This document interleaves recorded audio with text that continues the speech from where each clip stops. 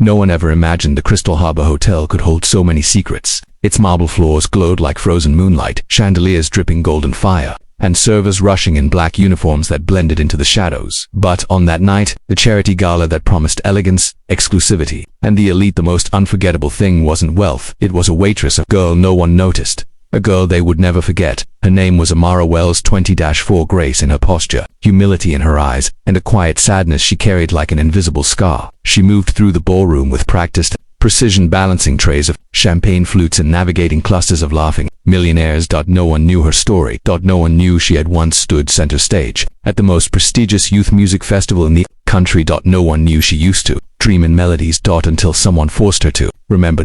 And until the world learned the truth. She had tried so hard to bury. It began when Blake Harrington, a billionaire known for his ego more than his empire, spotted her from across the room. His suit shimmered with arrogance. His laughter cut through the low music like a blade. "Hey waitress, you, the tall one," he barked. Amara turned, holding a tray of glasses. "Yes, sir." Blake's eyes glinted with mischief. "You look bored. Come entertain us."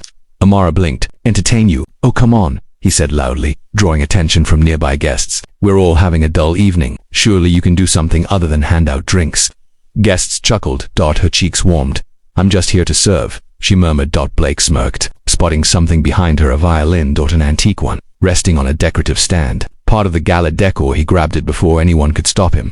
"Well, would you look at this?" he said, waving it around carelessly. "Bet she doesn't even know which way to hold it." Her heart lurched. "Sir, please, those are very delicate." "Oh, you saying you can play this thing?" He mocked. "You, a waitress." His friends laughed harder. Amara swallowed, her chest tightening. Memories slammed into her. Bright lights, applause, her mother cheering from the front row. And then the crash, the shattering. The tragedy that took everything. She pushed the memory back. "Please," she repeated quietly. "Put it down." Blake thrust it toward her. "No, play something. You're on the Billionaire stage now." Her knees weakened. She could say no. She could walk away. But something inside her, a voice she hadn't heard since childhood, whispered, "Face it." She reached for the violin. Guests looked up from their tables. Servers paused in their tracks. The entire room fell into a curious hush. Blake folded his arms smugly. "This should be good." Amara took a slow breath. Her fingers curled around the neck. Familiar grooves pressed into her palm. The weight felt like a long-lost memory settling into her bones. She lifted the violin to her chin. Tremble ran through her. For 2 years she hadn't touched one. Not since the accident. Not since she lost the person whose belief had carried her. Her mother. Her teacher. Her heart. But now, under the chandelier's gold glow, something shifted. She closed her eyes and played one note. Just one, but it wasn't a note. It was a wound, a prayer, a soul cracking open. The sound floated out, trembling and pure, and the room froze. Blake's smirk fell off his face. No one moved, no one breathed. The note rose higher, aching, delicate. Then another note followed, and another, until the melody swelled like a wave breaking across the ballroom. A woman near the front covered her mouth. A man lowered his drink slowly, eyes widening. Even the string quartet paused.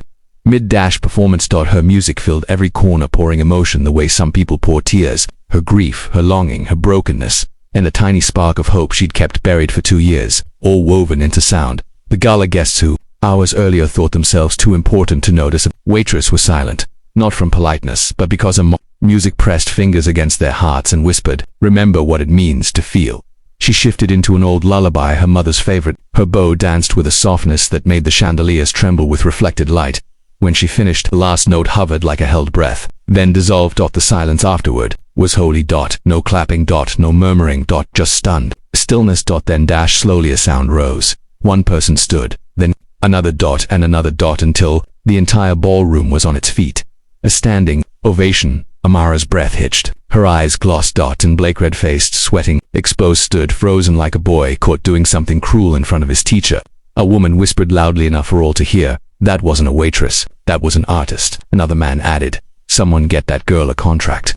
Blake stumbled forward. "Listen, sweetheart. I didn't know you could." Amara lowered the violin. Her voice was soft, but powerful. "You didn't care to know." Gasps. His face twisted in humiliation. The gala host rushed forward, nearly tripping in his excitement. "Ms. Wells," she whispered. "Amara Wells." "Miss Wells," he said breathlessly. "I need you for next year's gala. Actually, for this year's main stage. The quartet will accompany you." The quartet members eagerly nodded. A producer from a record label approached next. "Do you have representation? I'd like to schedule an audition." Another voice chimed in. "We sponsor scholarships for musicians if you're looking to finish your conservatory degree." Amara blinked. Overwhelmed. Dreams she'd buried under grief rose from the ashes like phoenix wings. Why didn't you tell us you could play like that? Her manager asked later, voice hushed with awe. She swallowed, smiled weakly. I didn't think it mattered anymore, but it did. It mattered. Today it mattered to a room full of people whose hearts she had just rearranged, and it mattered most to her mother's memory. Blake Harrington tried to slip away unnoticed. Too late. Security approached. Quietly, sir, one said. You're being asked to leave. What? Why? I didn't do anything wrong. But the hotel owner himself walked up, expression grave. Yes, you did, he said. You humiliated a staff member, publicly, and you insulted the dignity of this event. You're no longer welcome at Crystal Harbor. People watched with cold satisfaction as the billionaire, so untouchable, so feared, was escorted out like a misbehaving teenager. But Amara didn't watch him leave. She was surrounded by people who wanted her future, not her humiliation. 2 weeks later, she stood backstage at the city's concert hall, her hands trembling not from fear, but rebirth. The audience waited. She stepped into the spotlight. First note she played soared higher than anything she'd ever imagined, and it wasn't just music. It was a promise to her mother, to herself, to the little girl who once believed she could move the world with sound. And as the crowd rose to its feet once again, she finally understood what others used to belittle her became the very thing that set her free.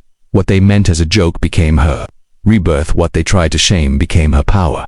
Moral of the story: never let anyone convince you that your gift is worthless. Some people mock what they fail to understand, but the world changes the moment you stop hiding your light. Your talent is not small. You are not small. One note, one step, one moment of courage can silence every doubt and every doubter.